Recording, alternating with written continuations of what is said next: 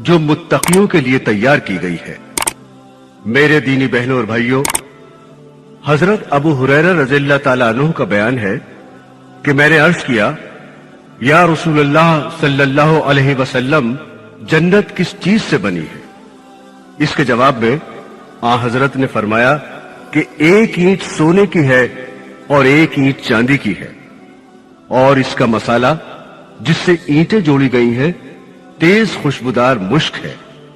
इसकी कंकरियां मोती और याकूत है और इसकी मट्टी जाफरान है। जो शख्स जन्नत में दाखिल होगा हमेशा नेमत में रहेगा और कभी किसी चीज का मोहताज ना होगा, हमेशा जिंदा रहेगा और मौत ना आएगी। न जन्नतियों के कपड़े बोसीदा होंगे, न उनकी जवानी फना होगी। कुरान हकीम में अल्लाह ताला का इरशाद है, अपने परवरदिगार की मग़फ़रत की तरफ और ऐसी जन्नत की तरफ दौड़ो जिसकी वुसअत आसमान और जमीन की वुसअत के बराबर है। उन लोगों के वास्ते तैयार की गई है जो अल्लाह पर और उसके रसूलों पर ईमान रखते हैं। हजरत अबू सईद खुदरी रज़ियल्लाहु ताला अन्हु से रिवायत है कि रसूल अकरम सल्लल्लाहु अलैहि वसल्लम ने इरशाद फरमाया, जन्नत में 100 दर्जे हैं। सारे आलम अगर इनमें से एक में जमा हो जाएं तो सब के सब समा जाएं। सूरह वाक़या में 3 जमातों का जिक्र फरमाया है, यानी यह बताया है कि कयामत के रोज 3 जमातों में लोग बंट जाएंगे। अस्हाबुल यमीन यानी दाहिने हाथ वाले, मुकर्रबीन यानी खुदा के खास बंदे यानी अंबिया, औलिया, सिद्दीक़ीन, शुहदा और मुत्तकी हजरात, और अस्हाबुल शिमाल यानी बाएं हाथ वाले, जिनके बाएं हाथ में आमाल नामे दिए जाएंगे।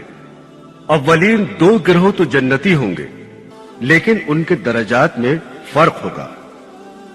मुकर्रबीन खास बड़े मरातिब और दर्जात के मुस्तहक होंगे, और अस्हाबुल यमीन यानी आम मोमिनीन इनसे कम दर्जे में होंगे।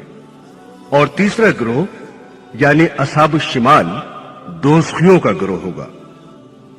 पहले अल्लाह पाक ने मुकर्रबीन की जज़ा का जिक्र फरमाया है और बताया है कि इनमें का एक बड़ा गिरोह अगले लोगों में से होगा और एक छोटी सी जमात पिछले लोगों में से होगी।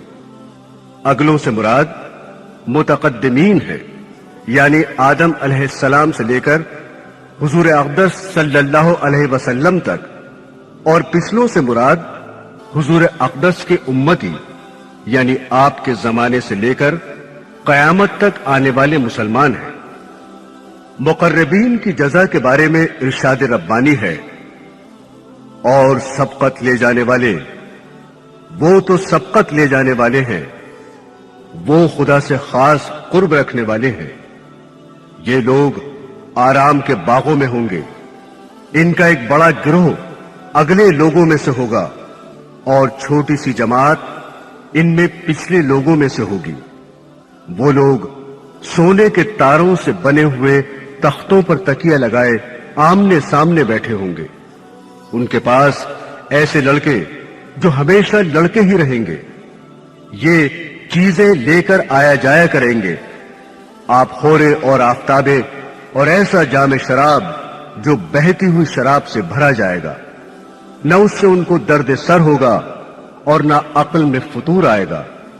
और मेवे जिनको वो पसंद करेंगे, और परिंदों का गोश्त जो उनको मरगूब हो, और उनके लिए हुरैन होंगी जैसे पोशीदा रखा हुआ मोती। ये उनके आमाल के सिले में मिलेगा। वहां न बकबक सुनेंगे और ना कोई और बेहुदा बात, बस सलाम ही सलाम की आवाज आएगी। इसके बाद अस्हाबुल यमीन का जिक्र फरमाते हुए इरशाद है, और जो दाहिने हाथ वाले हैं, वो दाहिने हाथ वाले कैसे अच्छे हैं। वो उन बागों में होंगे जहां बेकांटे की बेरियां होंगी और तह बतह केले होंगे और लंबा लंबा साया होगा اور چلتا ہوا پانی ہوگا اور کثرت سے میوے ہوں گے جو نہ ختم ہوں گے نہ ان کی روک ہوگی اور اونچے اونچے بچھونے ہوں گے۔ ہم نے ان عورتوں کو خاص طور پر بنایا ہے، یعنی ہم نے ان کو ایسا بنایا ہے کہ وہ کنواریاں ہیں، شوہروں کے لیے پیاری ہیں اور ان کی ہم عمر ہے۔ یہ سب کچھ اصحاب الیمین کے لیے ہے۔ ان کا ایک بڑا گروہ اگلے لوگوں میں سے ہوگا اور ایک بڑا گروہ پچھلے لوگوں میں سے ہوگا۔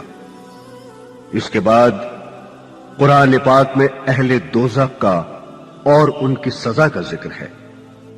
ارشاد باری تعالیٰ ہے، یہاں تک کہ جب وہ جنت کے پاس پہنچیں گے اور اس کے دروازے کھلے ہوں گے اور وہاں کے محافظ فرشتے ان سے کہیں گے کہ تم پر سلام ہو، خوب خوب مزے سے رہو، بس ہمیشہ کے لیے داخل ہو جاؤ۔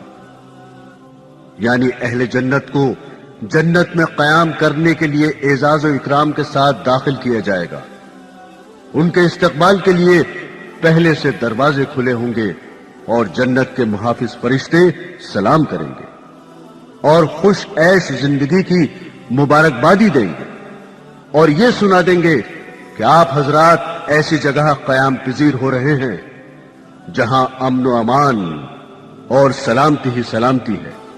یہاں ہمیشہ اور باسلامت رہو گے، نہ خوف و ہراس ہوگا، نہ کسی طرح کی گھبراہٹ ہوگی، رنج و غم، دکھن گھٹن اور تھکن کا نام و نشان نہ ہوگا۔ سورہ رعد میں ارشاد باری تعالیٰ ہے، اور ایسے لوگ ہیں کہ جنہوں نے اپنے رب کی رضا جوئی کے لیے صبر کیا اور نماز قائم کی، جو ان کو دیا اس میں سے ظاہراً اور پوشیدہ طریقے پر خرچ کرتے ہیں اور حسن سلوک کے ذریعے بد سلوکی کو دفع کرتے ہیں۔